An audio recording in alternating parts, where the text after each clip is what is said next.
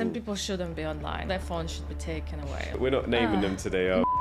These people should be in prison. How many houses do you have in construction? This year, the GDV for all the projects is just over a million. It took 29 years to get planning on that side. What's been the bad experience you've had in property? On that day, I thought that that's game over for me. Me and my daughter lived in one room. I had no money for a bus.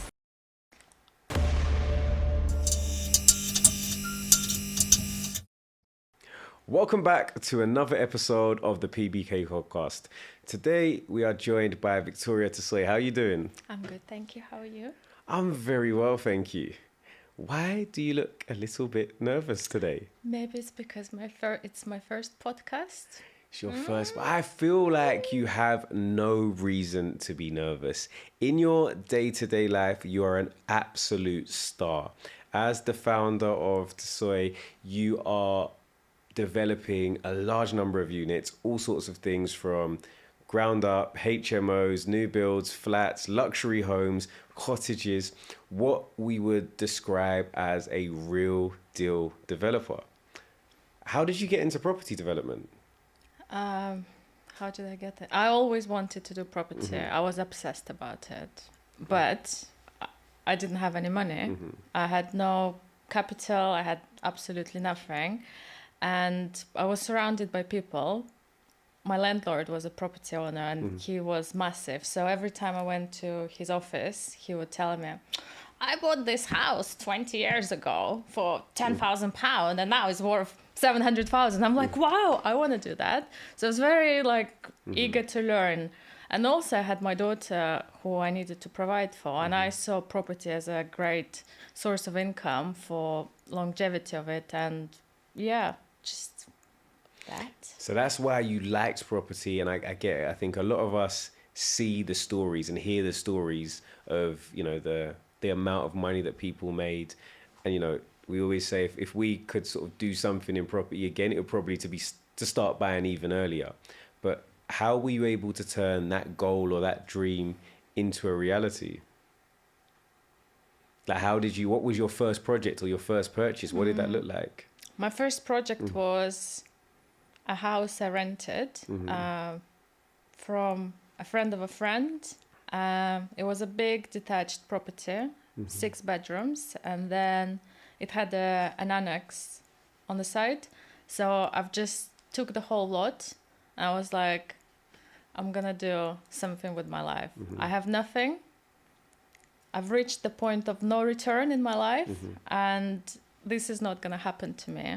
So I've contacted all the schools in Oxford and I started hosting students. Okay. So it was 6 bedrooms in the main house. It was 2 bedrooms in the guest house. And I was just rent to rent, but it was subletting, Airbnb in every single room. So that's how I started. And me and my daughter lived in one room. I had a lot of judgment for that. It wasn't very, glamorous that back then. Now it's called rent to rent, and it's very I have a portfolio of rent to rent. That time it was. It was seen as a dirty thing. It was subletting. Yeah, it was like you let your daughter live with the strangers. I had a lot of people judge me on that, but I wanted to survive. I wanted to give my daughter the best education possible. I wanted her to be safe. And it was quite basic. Yeah, just need to survive. And how did it go? Like, what was the demand like when you first started? It was really hard. It was really hard because I was quite young. So at that time I was 24, and in Oxford, in hosting kind of society, you're considered too young, so you can't do it. Even though I had my education and all of that, it was very hard. So I had to go and knock on doors and colleges, and they would say no, no, no. But then there was a child with special needs who needed looking after. He had medical needs and nobody wanted to look after him. I was very happy to look after him, and that's how I started. He was my first student I ever hosted. And it was the best thing which happened to me. It gave my daughter the support to have like a more family, because I was alone, a single mom, and the more kids I had, the more aware she was, like, you know, of other people, different cultures, and I think it was great. I loved it. I mean, it was a bit uncomfortable, but I mean, you have to. I think that there's a common saying that, you know, nothing great, nothing amazing happens in your comfort zone. You have to step out and try new things. So before you started hosting the students, you mentioned you had your education. What did you study and what were you doing pre-property? Pre-property, I finished school quite early. When I was like 13 years old and finished GCSE, my dad said, why don't you do A-levels like in 1 year instead of 2? And I'm like, you know, I just want to go to school. And, you know, he's like, I think you should. So I went. I had 1 year. I did my A-levels. And then went to uni. So at the age of 16, I went to uni. I did social anthropology for 5 years. And on the third year, my dad was like, looks like you have a lot of free time. I think you should take another course. And I'm like, you know, I want to go out. He's like, no, you're not going to do that. You're going to work in my office after school, as we did from the age of like, I don't remember, like since we were like at school. After school, we always went to the office and we had to go and like participate and help with like, you know, doing tea, coffees and just listening. So by the age of 20, I've already finished. I had 2 degrees. So I did social anthropology and accounting and finance. And then I decided, like, I had an opportunity to come to UK. My father said... Where are you from, sorry? Your background? From Russia. Okay. Not a very popular country. No. But It's probably popular in different places. Yeah, and he just said if you get your English to the level, you can go to Oxford for 1 week. I'm like, wow, I've never been abroad. I'm like, I really want to go. So I just went, took a course, and I was studying like every day. Got to the point he wanted me to be, and he sent me to Oxford for summer school. And when I came to Oxford, I just realized like it's my place.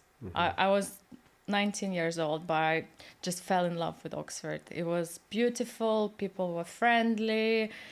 You could speak your mind. It was amazing. I was like, I need to come back. Okay. So I got back the following winter for a week. I've met amazing people, like my teachers. It was something incredible. Got back the following summer, and that's when I met my ex-partner, and I was like, I have to live here. So that's the story. Okay. I mean, look, firstly, just in terms of, I'm not completely familiar with the education system, but having 2 degrees at 20, sort of finishing school at 13, doing A-levels, in a year is amazing. So you're clearly a very, very intelligent woman. How, in terms of that drive from your father, in hindsight, do you think that really helped you in your career and your success? Well, 100%. I wouldn't be who I am without that. But going back to, where I come from, education was a privilege in our family. My father was from a very humble background. They were the refugees from Korea and Uzbekistan. Then they were thrown back to USSR. They've had a very tough life. So my dad, at the age of 6, when his father passed away, he had to go and work. So my father had to go and work on fields. He had to fish for food. And that's the story like I was brought up with. He then went and achieved incredible career, but the beginning of it was there. So every time, like, I think, it's hard. I think, like, what is it? Is it really hard? Because you'd seen the stories of adversity and overcoming it. So you'd seen the possibilities of what hard work can allow you to achieve. Years of hard work, and it's something that I think, like, I don't work hard enough sometimes. Sometimes I think, like, but is it really that hard? Like, I got refusal from planning, or like, I couldn't raise the money, or my deal is gonna collapse. Is it like? I think that is a common consensus of entrepreneurs, that we often feel like our struggle isn't as valid because other people are struggling, and you can be hungry and say, but some people have to walk X amount for water, for example. But I think there is still definitely, you can still accept your own struggle and be in a difficult place whilst also appreciating the difficulties of others. So you mentioned you got into the housing the students, didn't actually have money. In terms of turning that business as rent to rent or subletting into developments, when did that transition take place? Oh, that's taken a while, because it's taken me 7 years to save money for my first house. And I was on a mission. I knew that I have to own a house, and I need to do it up, and I will make it happen. But that road, it has taken me 7 years. I've tried buying a house for years, and like the application didn't happen, or I got refused. I had I think 6 applications for my first house, and it just refused for many reasons. There are political reasons. I was self-employed, or then I was employed, then you're from Russia, Russia's banned. There are a lot of things, but that road, I think that's the best thing that ever happened to me, because if I didn't get all those no's, I wouldn't know how to deal with what I'm dealing now. Like for me, every closed door wasn't like a big massive block I have now. I own.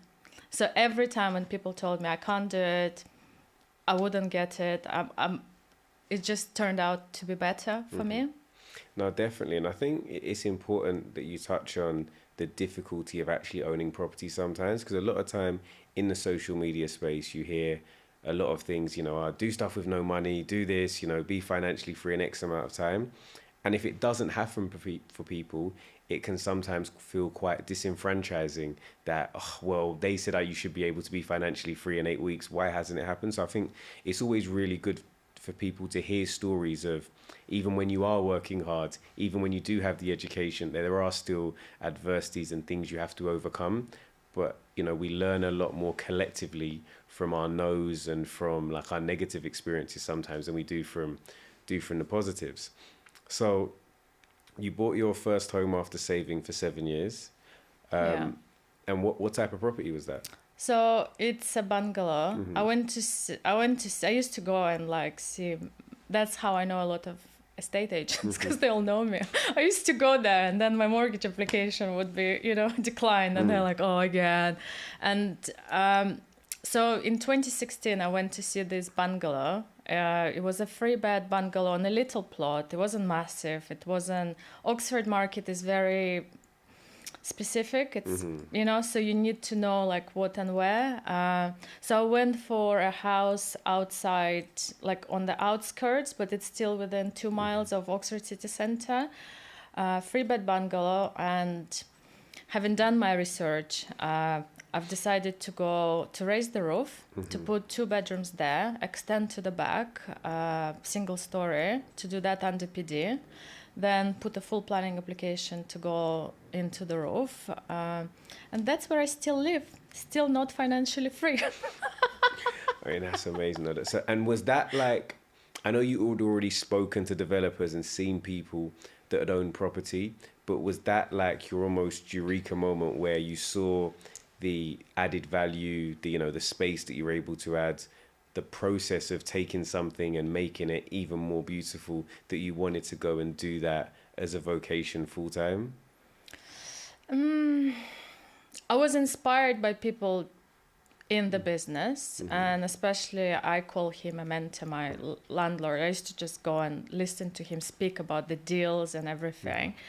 But I think the eureka moment happened when I was at the lowest, that time when I took my first house. I could see the potential there back then. Getting to own the house, it was great. Yes, it was the achievement, but I had it in my mind, like I knew it's gonna happen, but somehow it's just for 7 years it didn't work out. Like every property I went, it didn't happen. It just I couldn't get my hands on it.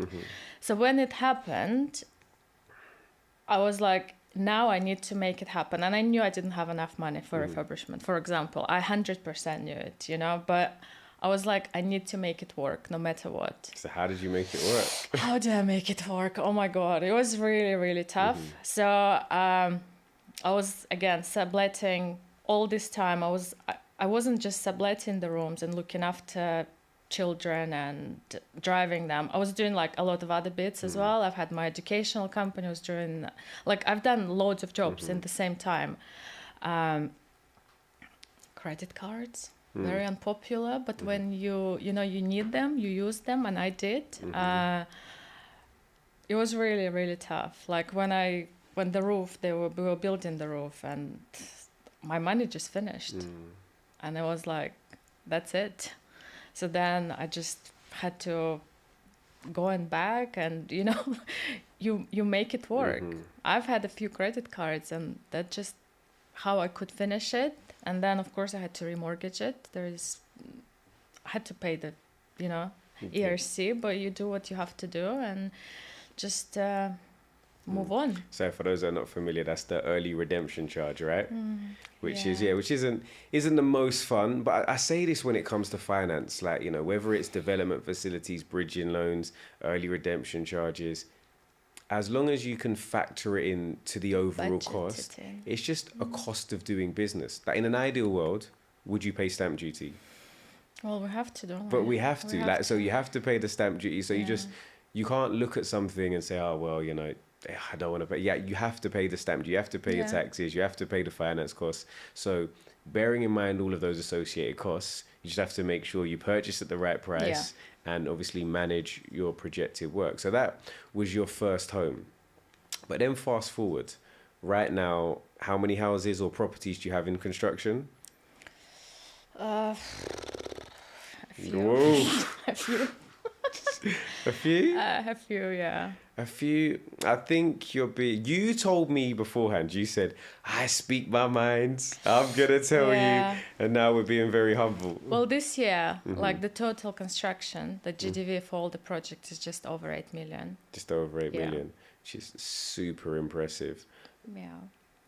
How have you managed to, I guess my starting point would be, how do you manage a GDV of 8 million? They're all broken down. So I was looking at a site with GDV at £5 million and we had to let it go. I am not ready to take on a project like that and I wouldn't do it as per last year. I think you have to grow organically. I think my journey was one house refurbishment, HMO, new build, and now I'm doing this bigger project. I think it has to follow that. It has to be organic. You don't want to jump from one to another. I heard some people say, oh, you need to find what you're good at and just stick to it. Like for me, I feel like refurbishment is more stressful than a ground up. Like ground up, I can break it down and I make it work. Like having now worked with better people because I have better budget, like I can manage them. Like it's more pleasant for me to run as a business than refurbishment. So that's why. Nice. So bearing in mind that you've done, like I said, a lot of different schemes. You've done HMOs, you've done refurbishments, you've done single dwelling homes, have you done commercial to residential? No. But you've also done like apartments. What's your favorite at the moment in terms My of... favorite is this, the cottages we're building in Stanton Harcourt. So it's going to be Cotswold stone. It's a beautiful site. It has a lot of history with it. It took them 29 years to get planning on that site. So it has a lot of like weight on it, That's a lot. Our guest yesterday, I think he's our youngest guest, he was 22, so he would have been -7 when they started that planning application. He wouldn't have even been thought about. Yeah, but it's like the look of it, the design, I'm excited to do that. So we've completed with the groundworks and we're now on to the the stonework, I think, next week. But that's very exciting. Nice. Does the design element still excite you? I'm like a construction girl. I like for me the construction is the fun part. Okay. Like I'm not into design, or I'm not into even interior design for me, because it's like it's only, I mean, it's important and it makes it look amazing, I understand, but for me, like I love when the ground workers are there, you know, I love it when the brickies are there, and like the progress, because you can see it going from nothing into like within 3 months. So that excites me the most. We'd be a dream team, because I'm like the complete opposite. I'm like, when it's all just like block work and foundations and beams, I'm like, oh, get me to the M&E, get me to the, for me, what I call like the fun stuff, where I can actually, you know, sort of more visualize the space as how it's going to be used as a home. But that's really interesting. Why do you think you like that side of things? I don't know. I think I like the progress of it. I like to see, you know, the effort I put in to the project. I can see it grow like there, like a week by week. I go on sites every day, so that's my job. Like I'm very hands-on, so I'm learning, because it's not my job, you know. I'm kind of self-taught, trying to be a builder. But because I'm at that growth stage, like I need to learn, and that's where my student brain kicks in. Like I said, I'll never study again, but I just love it. People on site, they always teach me stuff. They respect me now, you know. But you kind of, I earned that respect in a way, because I show up. I'm there every day, you know. We have tea sometimes when they're kind, or KFC, you know. That's nice. Do you not bring, like, as the boss, you don't bring them lunch sometimes, you know, for the team? They're very cool. Like my team now, they're so cool. Like they're, by the time I come in, they're sorted. They have their packed lunches. Like I do bring them some nice pastry here and there. That's nice. Little, you know, little croissants. Yeah. I think, obviously, being, you know, like not like, you know, being like a British national in terms of place of birth, being a woman in a highly male-dominated field. You mentioned that you get your respect now. Do you think you always got it, or do you feel like you had to earn it? Oxford is very posh as well, so add that to the list. Yeah, exactly. Nothing is good enough for them. You know, people are very entitled. People feel like they're better just because they're born there, and it's a lot of that going on. I worked really hard to get where I am. I'm not where I would like to be, but the level of respect is definitely that it's changed over the years, because I used to go to the agents and they would not take my offer. It was okay, and I knew it. I know there are agents who are told not to sell to me, because there are a few big fishes are not happy with, you know, a little Russian woman doing stuff, you know, they don't want to do, but like there is a lot of things like... I think that is the thing with a lot of property. It's very much like old boys club in some places. Yep. And particularly if you know, you don't fit in, whether it be through gender, skin tone, you know, and all sorts of different reasons, that sometimes it is hard to break down those barriers. But I guess it must be a lot more satisfying when you actually said you see the construction and you are able to get these sites and build these amazing properties, that it means more because you know you had to work harder for it. I work hard. I work harder than the old boys. The old boys, they're comfortable, they're settled in their, you know, 10 million pound houses. I will work twice as hard, because I want to change. I want to make a change. I want to make a difference. And that's where I think people complain about generations. They're lazy. They're on iPads. I think we are the change. We are the young people like me, like you. We have voice. We work hard. And we are the people who will make a difference. And I think when you know where you've come from, or you know that you've come from having less, you're always going to have that hunger, that, you know, it's going to make you more competitive, because you're not, you're not as scared to like take risks or to work hard or so, because you've been there before where you've not had as much, so you understand there. So it's a lot easier to kind of push and drive on. So your cottages, they're your favorite at the moment. In terms of largest project to date, what's been your biggest project? So this would be the largest project. How many cottages is it? 4. 4 cottages. And another question I have for you. You are a property developer, but I know that word gets thrown around a lot. What would you say it takes for somebody to class themselves as a property developer? Are you throwing me into that? No. I mean, look, we started off very, in terms of the conversation, but I like opinions. I get confused with a lot of like new names, like there is a lot of things going on, and I'm trying not to get dragged into social media. Sometimes I get into that and I'm like, what's going on? There are new names. It's all old, but it's like, What do you mean by that? Property investor. Who is a property investor? A landlord? Yeah, like I think my understanding is, or my interpretation is that a property investor is somebody who invests in that asset class. If that asset class is property, then a property investor is a landlord in its most simplistic state. A property developer is somebody who actively and intrinsically adds value to that asset that they're purchasing. But that's why I was interested in what you're... Yeah, I agree. Yeah. No, you don't agree. Listen, don't let Miss Victoria fool you. I would go as far as to say that you believe a lot of, or think maybe that a lot of people that claim they're property developers are maybe more investors. It doesn't matter, isn't it? Like, it's just a tag. Like, It doesn't really matter.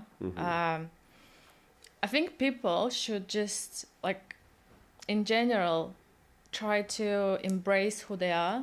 And, like, we don't need to fit in. There is now a culture of niches. Like, I hate a niche. Why would you class yourself as just something?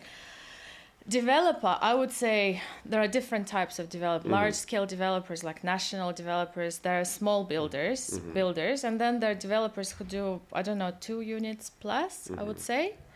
But even if you do refurbishment, you're still a developer, right? Because you're kind of... Yeah, I mean, you're type of developer. Yeah, but your refurbishment could be like, the refurbishment, I'm making one of the...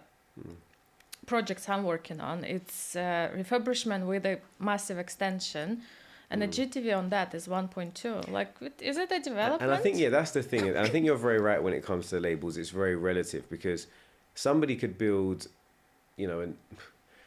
a new build house in Newport, Wales, for example, and the GDV is, 80, 90. I don't know if this is right, by the way. Sorry if I'm off there completely, but I'm going to say like under 100,000. Yeah.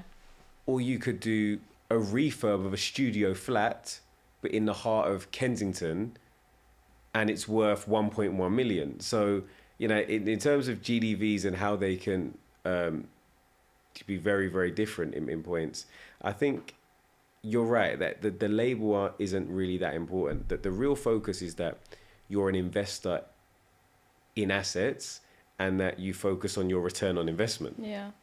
If you add value to a property, I think you are a developer, right? Kind of. Yeah. But I think you're right. I think your initial stance that what does it really matter? Because in terms of how you position yourself. Well, as long as you develop a property, I think it's okay. It doesn't matter how much it's like. I think the GDV is kind of relevant and irrelevant.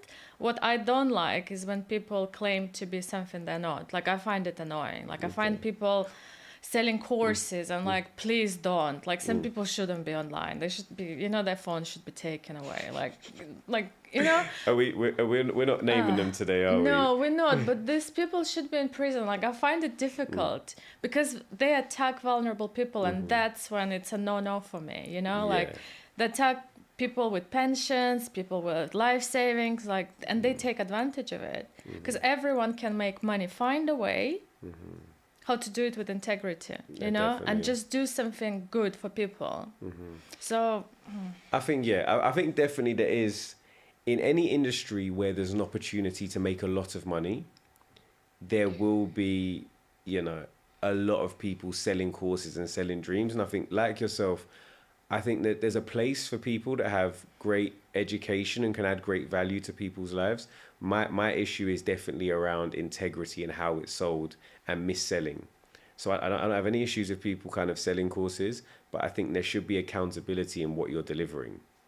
So there should be accountability in what you're delivering, and you should also have to have some type of proof that you've been able to deliver it yourself. Exactly. Some track record, something on a company's house I can check and say, yes, you've actually done it. You know, it's... Makes sense. So what else don't you like? What else I don't like? Or apart from that, we're fine. Very merry, because you come back from Thailand, so you're very zen. Because beforehand, listen, I say it how it is. I might shout, I might swear, but you've been absolutely lovely. Well, I told you I'm going to be on my best behavior today. Listen, I told you, don't want you to ban me. You be your authentic self. I'm more than happy for you to be your authentic self. Thank you.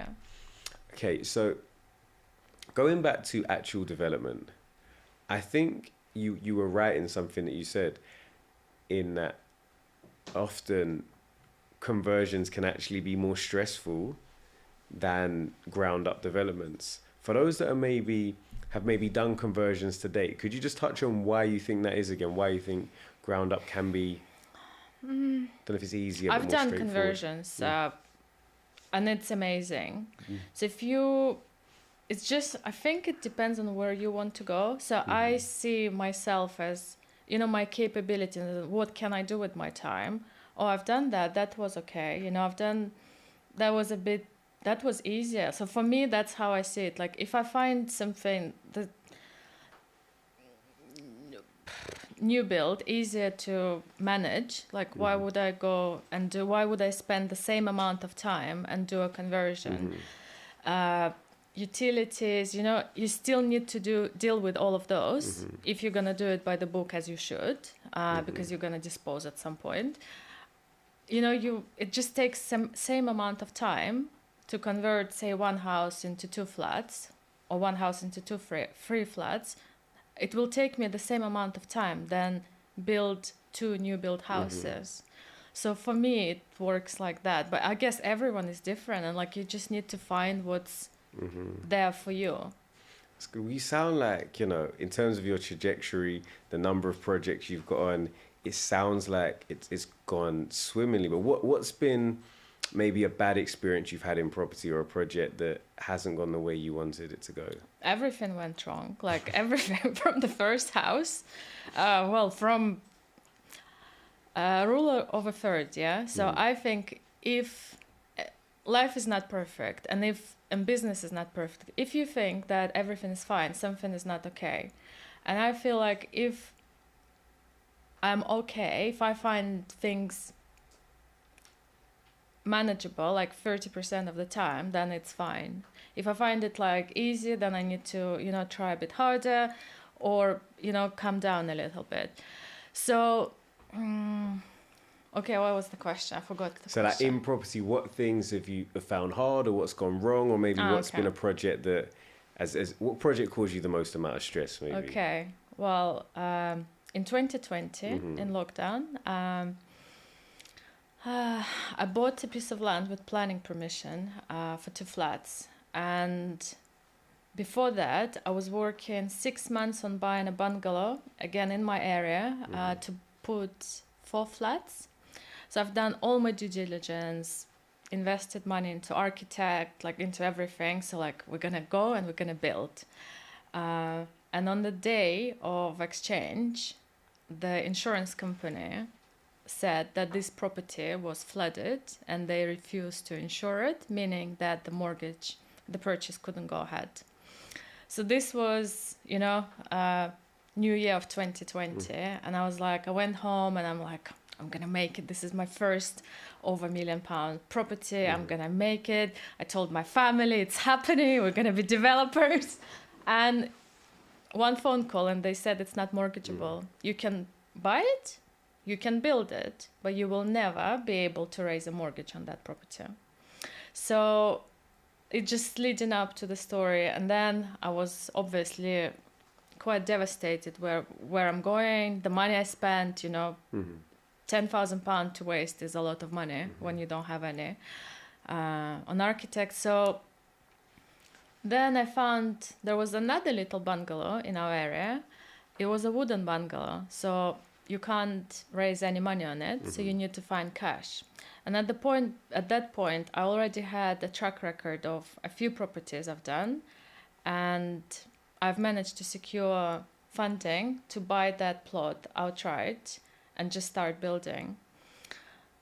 My advisor said, please don't tell me you're going to lose your house, you're going to lose everything you have, it's not going to happen. And this was February 2020. In March, the lockdown has happened. And I managed to buy it, but you know, those weeks, months of what's going to happen and how I'm going to build it or how I'm going to sell it, or that was a bit stressful.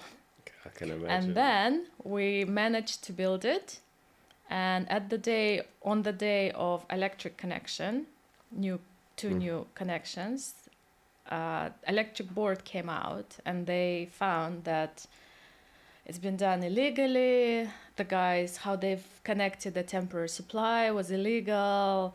And at that point, like, everything just fell apart because I had a massive loan, which I had to pay off within 12 months with 28% interest on that plot.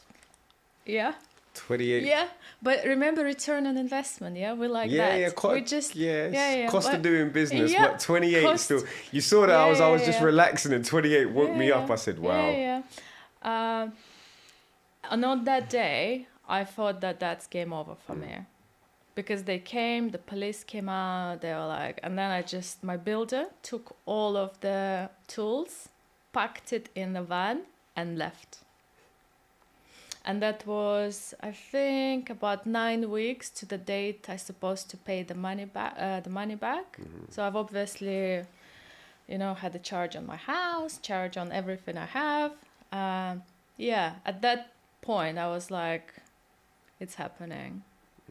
But it wasn't the end. Okay, so what happened? Wow, we sorted it out. We've sorted it out. I had, electric board came in, they understood what's happened. Yeah, it was drama. It was hard.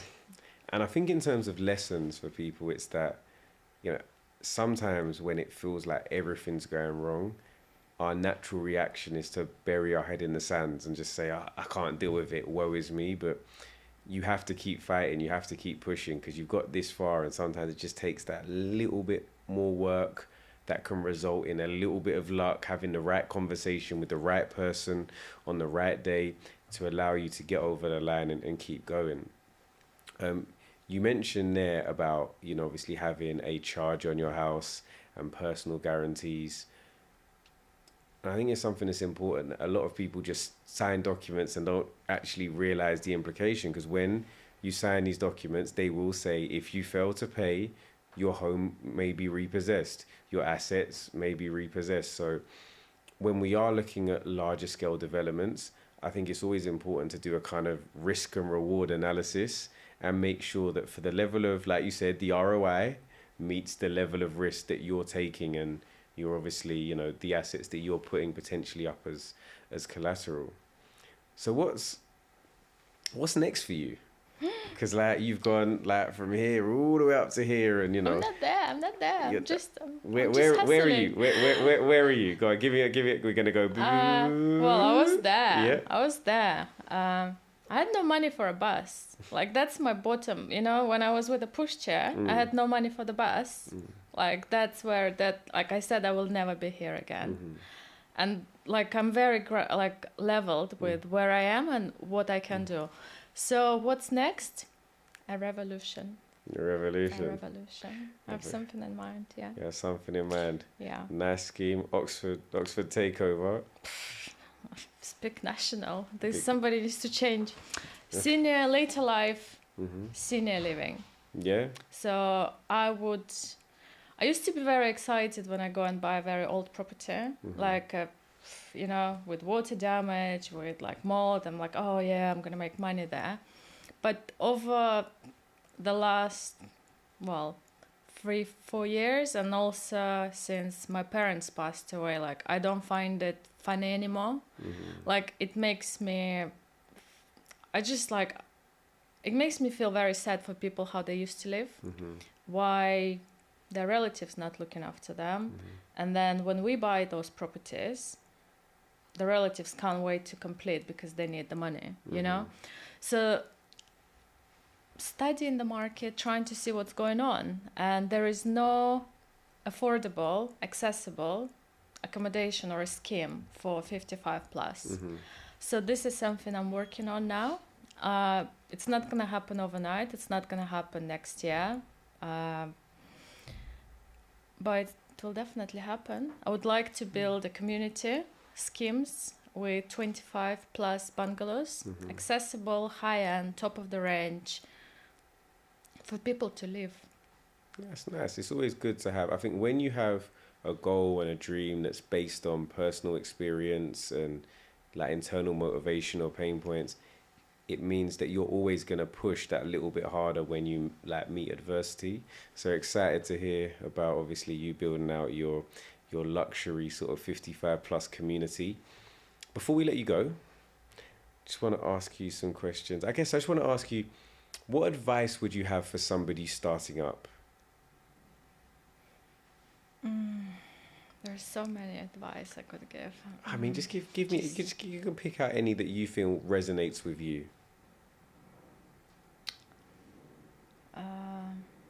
Know why you're doing it.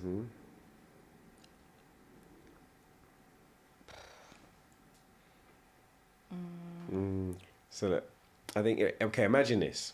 I've approached you and I'm maybe somebody that's in a similar position. So somebody that's, I really love property. I know that I want to get into property, but I don't necessarily have the financial resources. I've maybe got a young family, but I've got the drive. I want to do it. Like, where would you say that person should start? You need to work and you need to save money. You need to buy your first property, even if you can't do it up at this, like, on the day, you can do it. You can do a lot of work yourself. Just save the money. save money, because I think anyone can own a property and anyone can get into it if they put their mind to it. We help at least one person every 9 months to get on the ladder. Like, it's my personal goal, like, to help everyone around me, like, and also try to connect with people in the business, because they might need a hand. As I'm looking now for an intern, for assistant, and I would like to give that job for myself, because I was obsessed, but I couldn't get in, you know, I couldn't get in. But now the good part of social media, that you can maybe connect with people and you can get into it, maybe that way. Definitely, I think that's a great idea. Because there are a lot of opportunities. Like, I see people making amazing. Definitely. If anybody approaches me, I'm going to make sure that I send them your way to say that you have a potential opportunity and you're a great person to work alongside. If people want to connect with you going forward, how can they find you? How can they reach out to you? I like my Instagram. I'm an Instagirl. Instagirl. So we're going to make sure we put all of Victoria's details in the description of this podcast. That has been another amazing episode. We are going to be back each and every week with another amazing guest. If you haven't already, please make sure you subscribe to the channel. Make sure you like this video, and we're going to be back real soon.